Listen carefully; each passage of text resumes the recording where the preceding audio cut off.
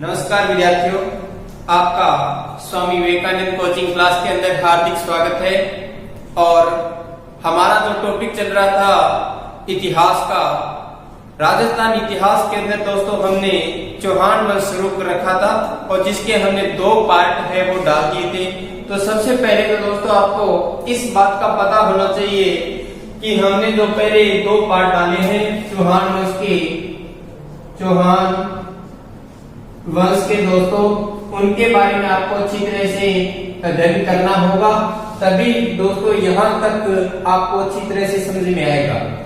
अब यहाँ तक समझने के लिए आपको दोनों वीडियो देखनी इसलिए जरूरी है दोस्तों, क्योंकि भाग 1 के अंदर मैंने चौहानों की उत्पत्ति के संबंध में विचार रखे हैं और जो भाग 2 है दोस्तों उसमें वासुदेव चौहान से जो 551 ईस्वी के अंदर था और वासुदेव के बाद में कम से कम 15 शासकों का मैंने अध्ययन किया है।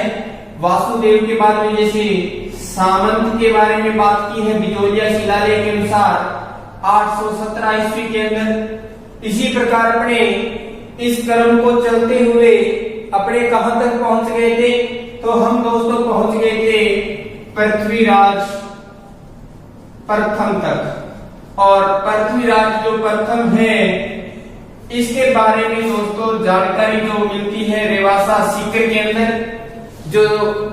जो रेवासा सीकर में जीण माता का मंदिर है उसमें पृथ्वीराज प्रथम के संदर्भ में दोस्तों जानकारी मिलती है।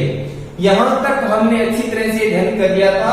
और इसी पृथ्वीराज जो प्रथम है इसके दोस्तों आगे जो पुत्र होता है जिसका नाम आता है दोस्तों अजय राज। आज दोस्तों अपने बात करेंगे इसी अजय राज बारे में अध्ययन करेंगे और इसको अभी अपने शुरू करेंगे। तो इस वीडियो को आप या तो नोट करें दोस्तों, या इसको 1-2 बार आप देखेंगे तो आपको अच्छी तरह से याद हो जाएगा। अब दोस्तों आपको इसके संदर्भ में हम पढ़ेंगे अजय राज चौहान। अजय राज चौहान, इनके संदर्भ में दोस्तों जानकारी या इनका जो शासन काल है वो दोस्तों 1113 ईस्वी से लेकर 1133 ईस्वी तक है।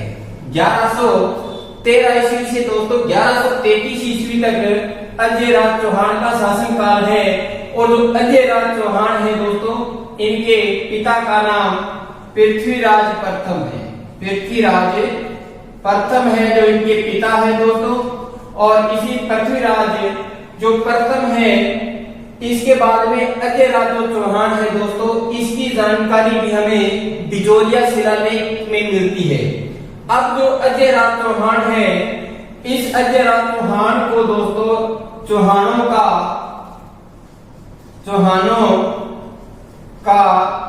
दूसरा प्रतापी शासक कहा जाता है। दूसरा प्रतापी शासक कहा जाता है।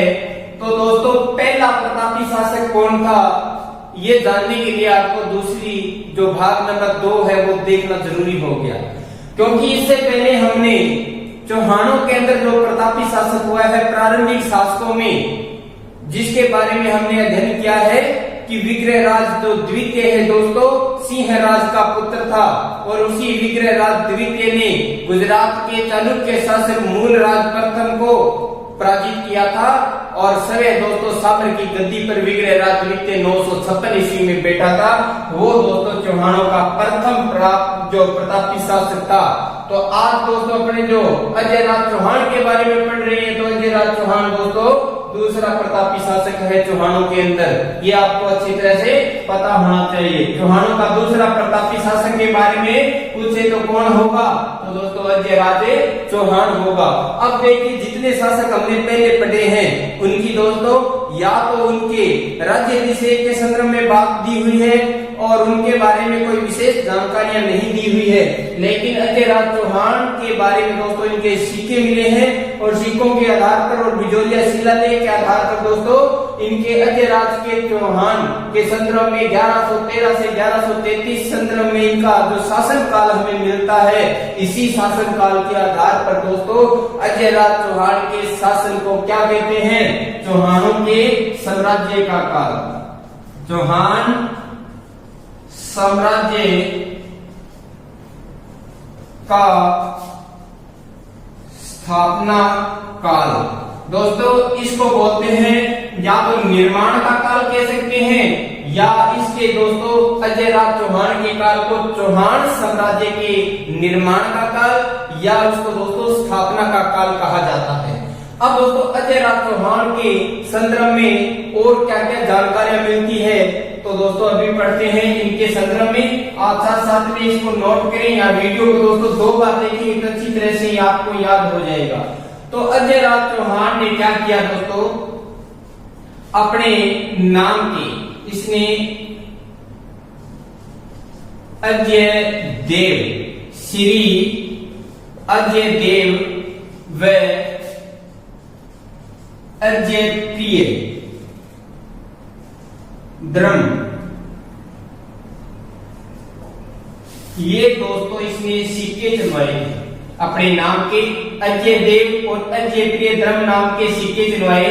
और ये दोनों सिक्के दोस्तों जो सिक्के चलवाए हैं ये दोनों ही दोस्तों चांदी के थे। किसके थे? चांदी के सिक्के थे। और इन दोनों सिक्कों पर दोस्तों इस अजयराज चौहान के द्वारा अपनी पत्नी का या इसकी रानी की उसका नाम मिलता है। दोनों सिक्कों पर दोस्तों किसका नाम मिलता है? तो इस अजयराज की जो रानी थी उसका नाम मिलता है। वो क्या नाम था? तो दोस्तों सोमलेखा, सोमलेखा या इसी को क्या बोलते हैं? सोमलवती। क्या बोलते हैं? सोमलवती। ये 2 नाम है दोस्तों इन दोनों सिक्कों पर मिलते हैं जो किसने जारी किए थे? तो अजय देव के द्वारा, अजयराज के द्वारा दोस्तों ये दोनों सिक्के जारी किए गए थे, चांदी के थे, जिन पर दोस्तों इनकी रानी जिसको सोमलेखा या सोमलवती कहा जाता है, ये दोस्तों इस सिक्के पर इनका नाम अंकित है। अब अपने बात करते हैं कि जो अजयराज चौहान है क्या इसने किसी शासक को पराजित किया था या इसके संदर्भ में जब चौहान राज्य पर जो अजयराज चौहान शासन कर रहा था तो किसी शासक के द्वारा आक्रमण किया गया था? तो दोस्तों अजमेर पर आक्रमण तो सिर्फ सबसे पहले दुर्लभ राय के समय मुसलमानों ने किया था। तो दोस्तों अजयराज चौहान ने क्या किया? दोस्तों मालवा का ये शासक था नरवर्मन, इसको इसने पराजित किया था। ये आपने नोट कर लेना है। अजयराज के द्वारा दोस्तों और क्या क्या किया गया था? तो इसने अजमेर जो स्थान है जिसको अपने अजमेर बोलते हैं वो दोस्तों 1113 ईस्वी के अंदर अजय मेरू नाम से, किस नाम से? अजय मेरू नाम से शहर बसाया। शहर बसाया किस नाम से बसाया?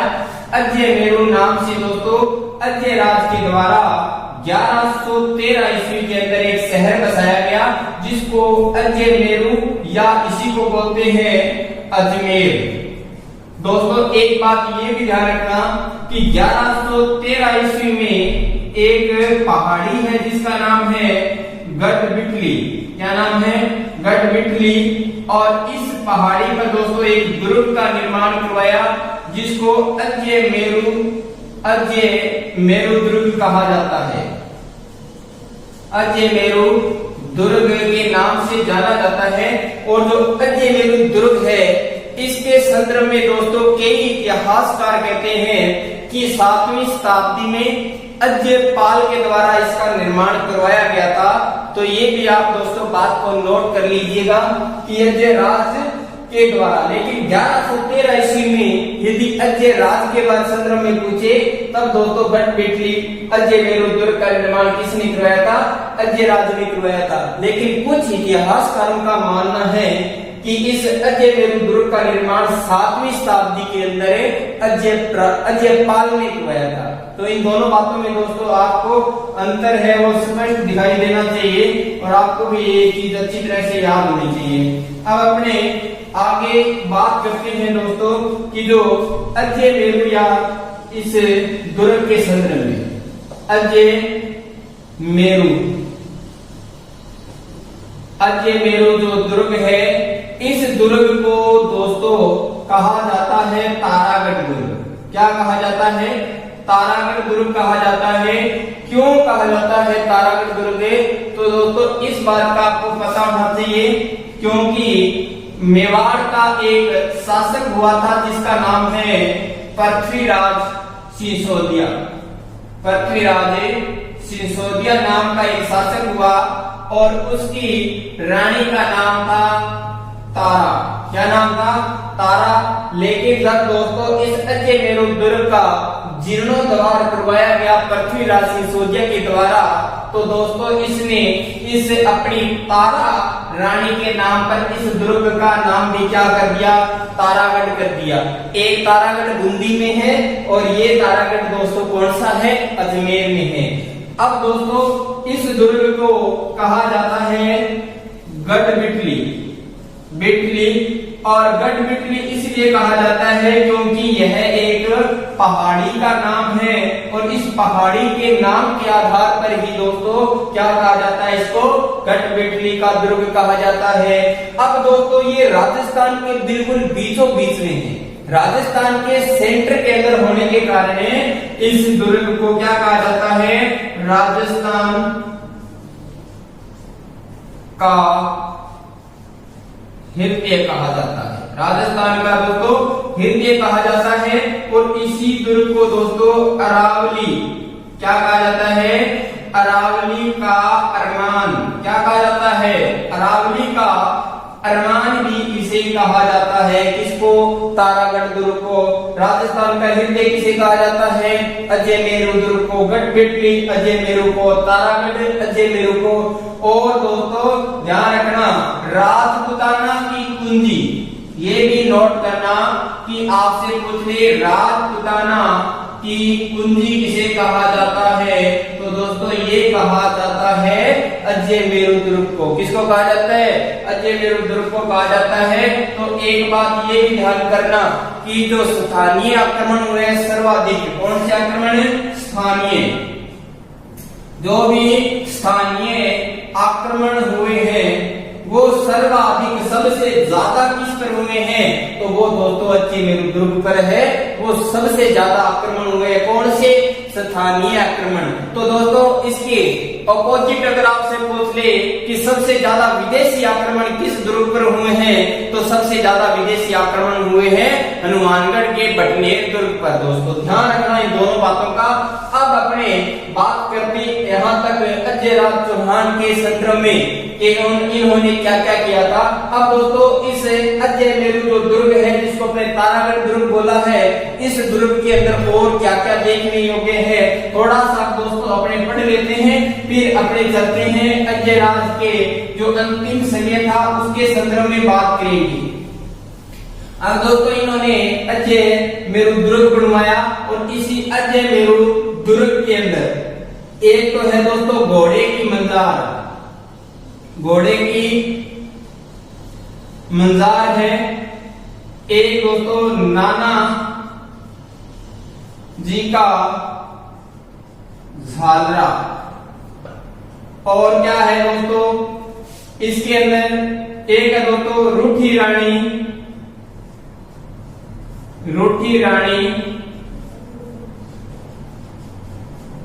उमादे की छतरी। और क्या है? और है दोस्तों मीरान साहब की दरगाह है। और क्या है? और है दोस्तों इसमें पृथ्वीराज स्मारक। ये दोस्तों आपको अच्छी तरह से पता होना चाहिए कि तारागढ़ या जो अजय मेरू अजमेर दुर्ग है उसमें घोड़े की मंजार, नानाजी का घाघरा, रोटी रानी हिमालय की छतरी, मीरान साहब की दरगाह और पृथ्वीराज स्मारक है। और इसके साथ साथ में दोस्तों इस अजमेर दुर्ग के अंदर दारा सिको है, दारा सिकोहे का जन्म हुआ था। किसका जन्म हुआ था? दारा सिकोहे का जन्म हुआ था। और दारा सिकोहे जो दोस्तों शाहजहां का पुत्र था। किसका पुत्र था? शाहजहां का पुत्र था। और यही दारा सिकोहे दोस्तों अपने भाई औरंगजेब के साथ में जब धौलपुर का युद्ध कर रहा था तो वहां से भागकर कहां आया था? तो ये तारागढ़ दुर्ग के अंदर अजमेर आया था, जिसको क्या बोलते हैं? दोराई का युद्ध बोलते हैं। क्या बोलते हैं? दोराई का युद्ध बोलते हैं। यहां तक दोस्तों आपको समझ में आ गया, तो आगे बात करते हैं। नेक्स्ट अजयराज चौहान के संदर्भ में पढ़ते हैं दोस्तों, और क्या क्या इन्होंने क्या किया। तो इन्होंने अजयराज चौहान में किया ये कि 1130 ईस्वी के अंदर 1130 ईस्वी के अंदर इसके एक दोस्तों पुत्र था जिसका नाम आता है अर्णोराज। क्या नाम आता है? अर्णोराज आता है। और इस अर्णोराज को दोस्तों राज्य का कार्यभार सौंप दिया। राज्य का कार्यभार सौंप दिया, कार्यभार सौंप दिया। और सरे जो अजयराज है वो दोस्तों कोकण तीर्थ चला गया, कोकण तीर्थ चला गया।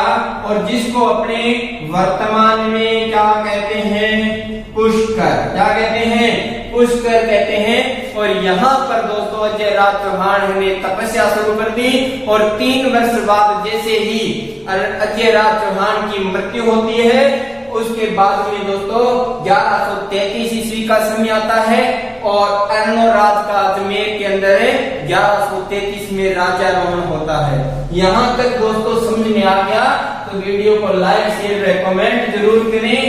अब आपके लिए दोस्तों इस अजयराज चौहान के पुत्र के बारे में बात करेंगे। और उसका नाम आता है अर्णोराज, जिसको दोस्तों क्या कहा जाता है? अन्ना जी। अन्ना हजारे नहीं है, अन्ना जी चौहान और अर्णोराज चौहान। अर्णोराज या अन्ना जी चौहान का जो शासन का टाइम है दोस्तों वो है 1133 ईस्वी से लेकर 1150 ईस्वी तक इसने शासन किया था। अब दोस्तों कहते हैं कि अन्ना या अर्णोराज का राज्याभिषेक, क्या दोस्तों? राज्याभिषेक कहाँ हुआ था? तो ये हुआ था दोस्तों अजमेर में। कहाँ हुआ था? अजमेर के अंदर राज्याभिषेक हुआ था। अब दोस्तों 1133 से 1150 में राज्याभिषेक हो गया अजमेर में। कहाँ हो गया? अजमेर में। तो जैसे ही इसका राज्याभिषेक हुआ अर्णोराज का, तो दोस्तों एक बात ये हुई कि इस अन्नाजी के साथ में चालुक्य शासक थे, उनकी थोड़ी अनबन थी, उनके साथ में इसके जो बर्ताव है वो अच्छे नहीं थे। तो दोस्तों क्या हुआ? 1134 ईस्वी के अंदर चालुक्य शासक, कौन सा शासक है? चालुक्य शासक, जिनका नाम आता है जय सिंह सिद्धराज। जय सिंह सिद्धराज नाम आता है दोस्तों। और इस चालुक्य शासक जो जय सिंह सिद्धराज है, इसने क्या किया? अजमेर पर दोस्तों जैसे ही अर्णोराज ने शासन करना शुरू किया, 1134 में जो अजमेर है उस पर क्या कर दिया? आक्रमण कर दिया। किसने? चालुक्य शासक ने अजमेर पर क्या कर दिया? आक्रमण कर दिया। क्या कर दिया दोस्तों? आक्रमण कर दिया। लेकिन इस अर्णोराज चौहान के द्वारा इस जय सिंह को क्या कर दिया गया? पराजित कर दिया गया। क्या कर दिया गया? पराजित कर दिया गया। अब दोस्तों पराजित करके इसको अपने पास में रख लिया गया। लेकिन जय सिंह सिद्धराज के बीच में और अर्णोराज के बीच में दोस्तों क्या हो जाती है? संधि हो जाती है। क्या हो जाती है? संधि हो जाती है 1134 में। और ये संधि के तहत क्या काम होता है दोस्तों? तो इस जय सिंह सिद्धराज की पुत्री का नाम था कांचन। कांचन नाम की एक पुत्री थी। और इसे पुत्री का दोस्तों विवाह कर दिया अर्णोराज के साथ में। किसके साथ में? अर्णोराज के साथ में दोस्तों कांचन का विवाह करके चालुक्य शासक जयसिंह सिद्धराज ने क्या किया? इसके साथ में संधि कर ली। अब समय आया दोस्तों 1100 अब जो 34 के अंदर, तो इन्होंने कांचन के साथ में शादी की। अब क्या है दोस्तों, धीरे धीरे जो समय आता है 1142 ईस्वी का। कौन सा समय आता है? 1142 ईस्वी के अंदर दोस्तों फिर कहते हैं कि चालुक्यों के बीच में मनमुटाव हो जाता है। अब कैसे होता है इसके बारे में दोस्तों जानकारी मिलती है। एक ग्रंथ है जिसका नाम है प्रबंध कोश। क्या नाम है? प्रबंध कोश। और इसके लेखक है दोस्तों जयसिंह सूरी। जयसिंह सूरी इसके लेखक हैं। और ये जयसिंह सूरी क्या कहते हैं अपने इस ग्रंथ में? तो ये कहते हैं कि अर्णोराज एक बार अपने ससुराल गया हुआ था, और ससुराल गया हुआ था अपनी सेकंड वाइफ के साथ में, दूसरी पत्नी के साथ में गुजरात के अंदर गया हुआ था। अब दोस्तों एक तरफ तो था अर्णोराज और एक तरफ इसकी जो पत्नी थी जिसका नाम आता है देवल देवी। अब दोस्तों देवल देवी और अर्णोराज दोनों आपस में क्या है, रात को बहुत देर तक चौपड़ खेल रहे थे। क्या खेल रहे थे? चौपड़ खेल रहे थे। अब दोस्तों ये चौपड़ खेल रहे थे तो दोनों एक दूसरे के परिवार की निंदा कर रहे थे। तब क्या हुआ कि अर्णोराज ने देवल देवी के परिवार की निंदा शुरू की। उसी प्रकार जो देवल देवी है उसके भाई का नाम आता है कुमारपाल। क्या नाम आता है? कुमारपाल चालुक्य शासक कुमारपाल आता है। और ये कुमारपाल है दोस्तों गुस्से से आया और अर्णोराज पर क्या कर दिया? आक्रमण कर दिया। तो दोस्तों अर्णोराज है वो चौपड़ से बीच में छोड़कर वहां से क्या हो गया? भाग गया। और भागकर कहां प्रवेश कर लिया? राजस्थान के अंदर। कहां भाग गया? राजस्थान के अंदर। लेकिन दोस्तों इस प्रबंध कोश के बाद में जो बिजोलिया शिलालेख है, उस बिजोलिया शिलालेख में लिखा हुआ है कि दोस्तों सन 1145 ईस्वी के अंदर इस कुमारपाल के द्वारा अर्णोराज पर दोस्तों आबू नामक स्थान सिरोही में आक्रमण किया गया। किस पर? अर्णोराज पर आक्रमण किया। किसने किया आक्रमण? कुमारपाल ने। कब किया? 1145 में। और किसके अनुसार है?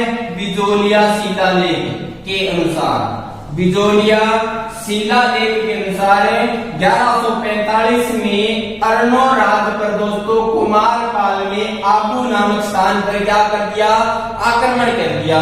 अब दोस्तों आक्रमण हुआ तो इस अर्णोराज ने कुमारपाल से अपना पीछा छुड़ाने के लिए, क्या छुड़ाने के लिए? पीछा छुड़ाने के लिए जो इसने पहले शादी की थी जिसका नाम था कांचन। इस कांचन की एक पुत्री थी। क्या थी? पुत्री थी जिसका नाम आता है जलहन। क्या नाम आता है? जलहन। और इस कुमारपाल की शादी करवा दी। जलहन की किसके साथ में शादी करवा दी? जलहन की दोस्तों कुमारपाल के साथ में शादी करवा दी। इस प्रकार 1145 में दोस्तों चौहानों के बीच में और चालुक्यों के बीच में फिर से एक संधि होती है। यहां तक दोस्तों आपको समझ में आ गया। तो अब दोस्तों अर्णोराज के आगे के संदर्भ में पढ़ेंगे। बात करते हैं दोस्तों अर्णोराज के एक पुत्र हुआ था। पुत्र तो इसके दोस्तों 4-5 हुए थे। 4 पुत्र हुए थे, लेकिन एक पुत्र जो बड़ा था और इसका नाम आता है दोस्तों जगदेव। क्या नाम आता है? जगदेव। आपको पता है जब जगदेव का चौहानों में नाम लिया जाता है तो एक ही नाम इससे पुकारा जाता है, चौहानों का पितृहंता। तो दोस्तों जगदेव ने क्या किया? 1150 ईस्वी के अंदर अर्णोराज की क्या कर दी? हत्या कर दी। अपने पिता की हत्या कर दी। इसलिए जगदेव को चौहानों का पितृहंता कहा जाता है। क्या कहा जाता है? पितृहंता कहा जाता है। चौहानों का पितृहंता किसे कहा जाता है? तो जगदेव को कहा जाता है। दोस्तों आपको ये अच्छी तरह से याद होना चाहिए। किसको कहा जाता है? जगदेव को। किसको? जगदेव को दोस्तों चौहानों का पितृहंता के नाम से जाना जाता है। अब दोस्तों क्या है, इस अर्णोराज चौहान के द्वारा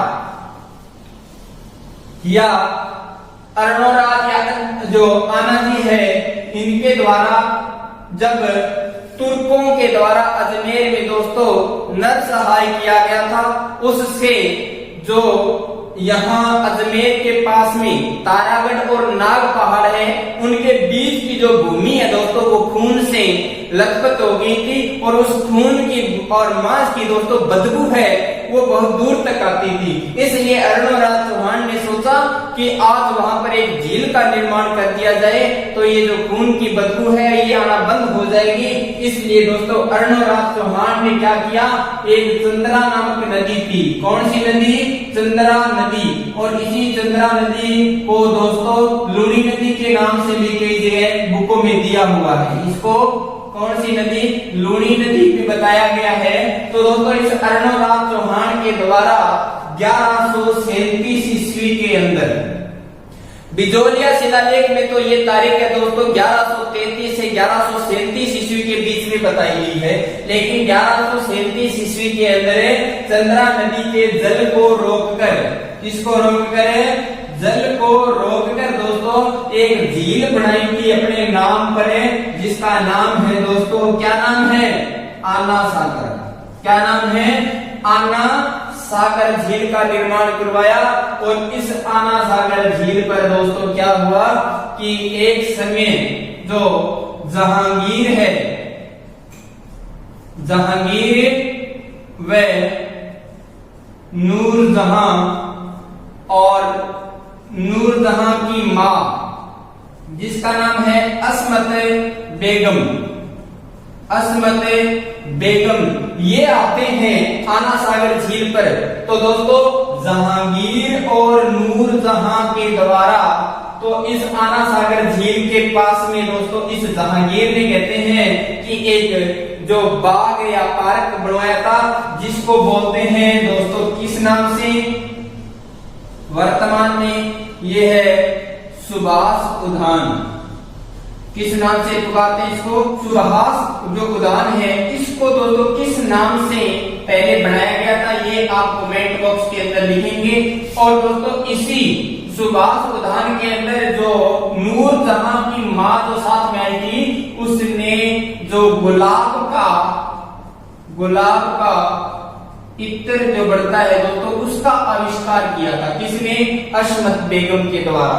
ये आपने दोस्तों नोट कर लेना है कि गुलाब के इत्र का आविष्कार किसने किया था? तो नूरजहां की जो मां थी जिसका नाम है अस्मत बेगम, उसके द्वारा निर्माण किया गया, आविष्कार किया गया। और इसके बाद में जो जहांगीर है, इसका पुत्र यहाँ आना सागर झील पर आया था और उस पुत्र का नाम है दोस्तों शाहजहां। क्या नाम है? शाहजहां। और इसी शाहजहां के द्वारा आना सागर झील पर दोस्तों 12